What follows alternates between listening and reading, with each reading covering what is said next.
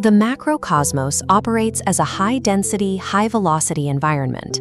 It is a space defined by immense energy and constant competing signals. Massive stars like Orion dominate this celestial hierarchy. They maintain their position by projecting omnidirectional light across vast sectors, effectively drowning out any smaller signatures in their vicinity. When we map the luminescence of this sector, the disparity is stark. The blast radii of the giant stars overlap and saturate the map, while Luma, the smallest body in the immediate area, barely registers a measurable signal. This scale gap creates a specific form of internal paralysis. By measuring her own worth against the absolute output of these giants, Luma experiences a total collapse of confidence. Her response is a calculated withdrawal. She utilizes cosmic debris as physical shielding, intentionally suppressing her own light to remain undetected within the system. In systems where the gap between the largest and smallest units is this extreme, the smallest variables often stop transmitting. They conclude that because their output doesn't match the scale of the dominant players, it has no objective utility. However, the Moon, a long-range observer of these patterns, detects Luma's intentional hiding. The Moon's perspective is grounded in frequency rather than volume.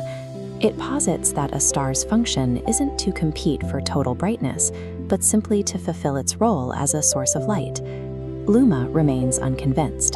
To her, the risk of being seen as a low-output failure is far more threatening than the safety of remaining invisible. But potential energy that is never released serves no systemic purpose. Until Luma chooses to engage, she is functionally irrelevant to the world below.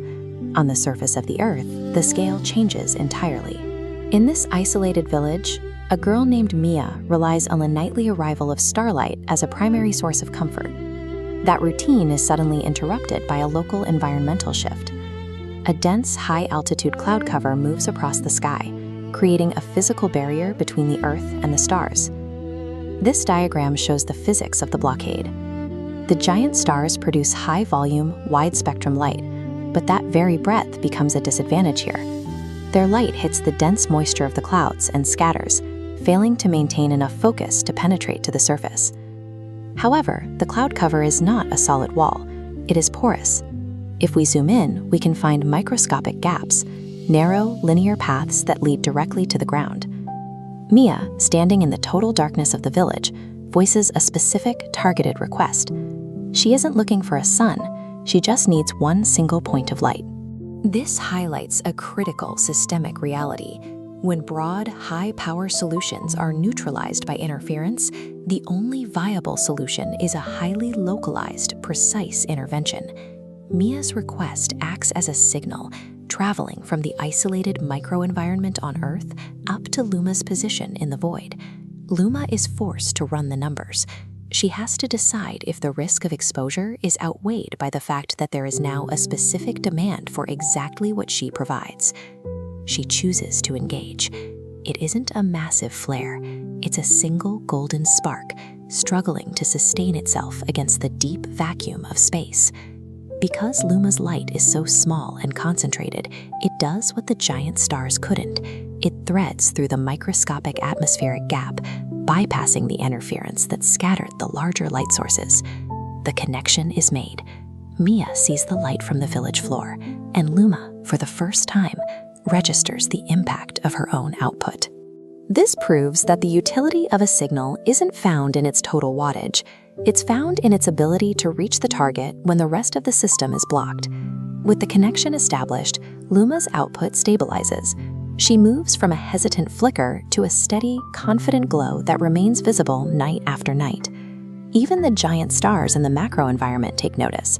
Orion and the others observe that Luma has achieved a specific result that their massive energy outputs couldn't reach. This network graph maps the efficiency of the connection. While the giants produce a high volume of directionless energy that scatters upon friction, Luma establishes a direct, unbroken line to her target. Here, her small scale is her greatest technical advantage. The Moon affirms this shift in the celestial order. The most significant impacts aren't always a product of scale. They are a product of precision. You don't have to be the loudest or largest part of a system to change how it functions. Being yourself and showing up with specificity is enough to light up an entire world.